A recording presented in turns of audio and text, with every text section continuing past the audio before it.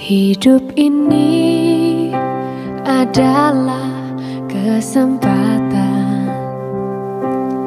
Hidup ini untuk melayani Tuhan. Jangan sia-siakan waktu yang Tuhan.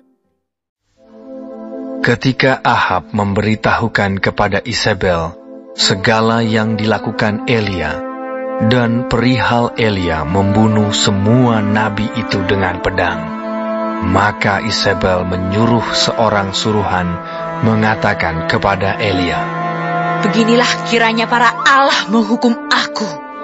Bahkan lebih lagi daripada itu, jika besok kira-kira pada waktu ini aku tidak membuat nyawamu sama seperti nyawa salah seorang dari mereka itu." Maka takutlah ia, lalu bangkit dan pergi menyelamatkan nyawanya. Dan setelah sampai ke Beersheba, yang termasuk wilayah Yehuda, ia meninggalkan bujangnya di sana. Tetapi ia sendiri masuk ke padang gurun sehari perjalanan jauhnya, lalu duduk di bawah sebuah pohon arar. Kemudian ia ingin mati, katanya,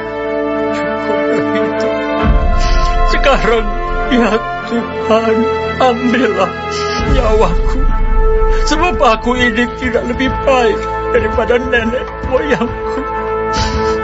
Sesudah itu, ia berbaring dan tidur di bawah pohon arar itu. Tetapi tiba-tiba, seorang malaikat menyentuh dia, serta berkata kepadanya, "Bangunlah, makanlah."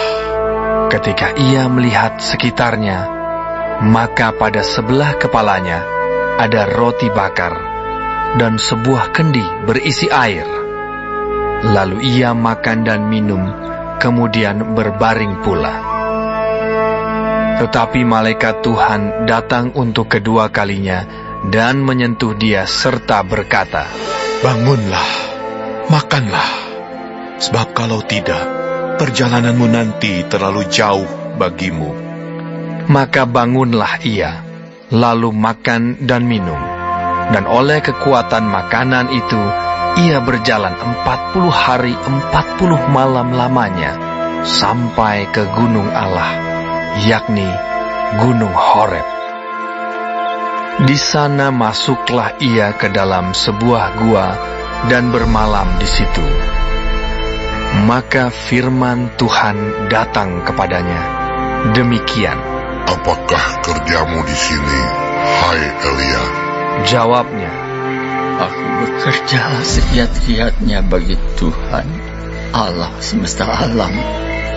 Karena orang Israel meninggalkan perjanjian-Mu, meruntuhkan mezbah-mezbah-Mu, dan membunuh nabi-nabi-Mu dengan pedang. Hanya aku seorang dirilah yang masih hidup, dan mereka ingin mencabut nyawaku." Lalu firman-Nya, "Keluarlah dan berdiri di atas gunung itu di hadapan Tuhan."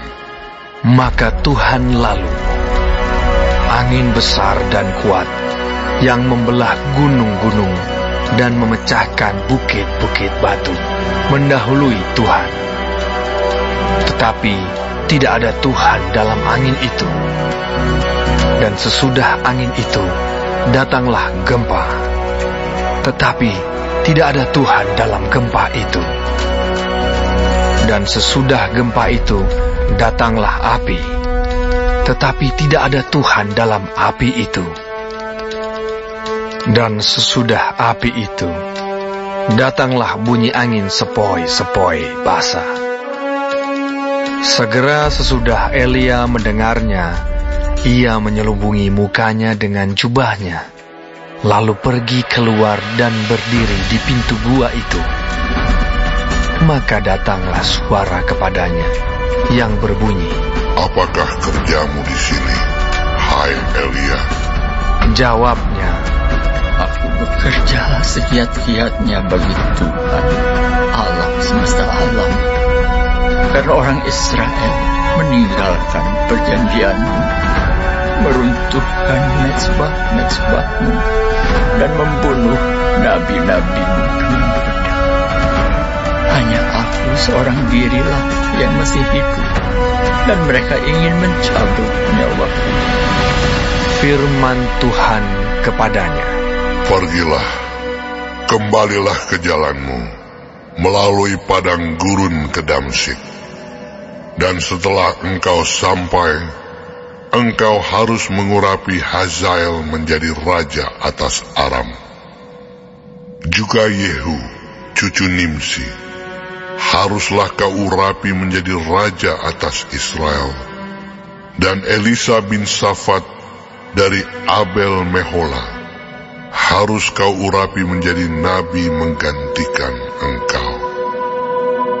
Maka siapa yang terluput dari pedang Hazael akan dibunuh oleh Yehu, dan siapa yang terluput dari pedang Yehu akan dibunuh oleh Elisa.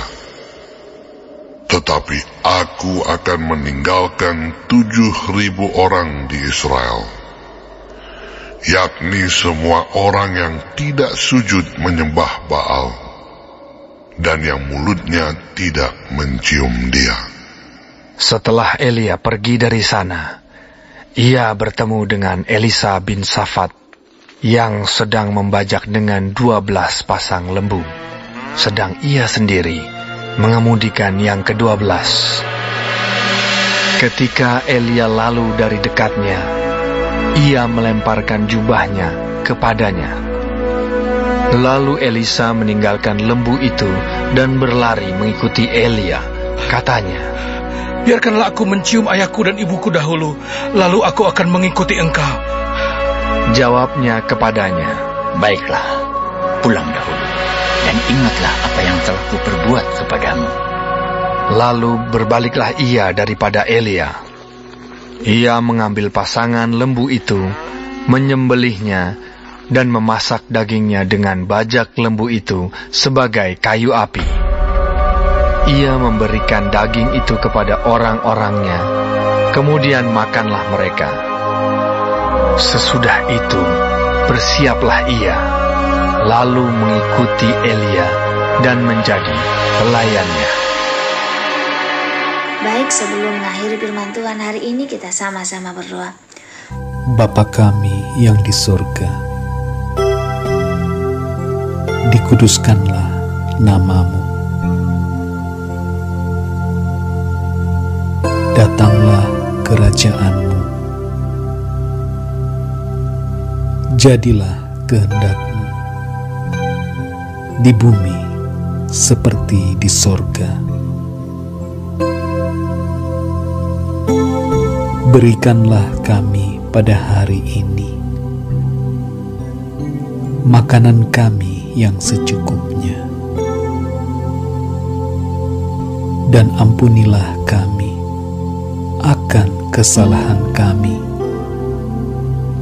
seperti kami juga mengampuni orang yang bersalah kepada kami. Dan janganlah membawa kami ke dalam pencobaan, tetapi lepaskanlah kami daripada yang jahat, karena Engkaulah yang empunya kerajaan dan kuasa dan kemuliaan sampai selama-lamanya. Amin. Terima kasih pemirsa telah mendengarkan firman Tuhan hari ini. Sampai ketemu besok hari. Terima kasih, Tuhan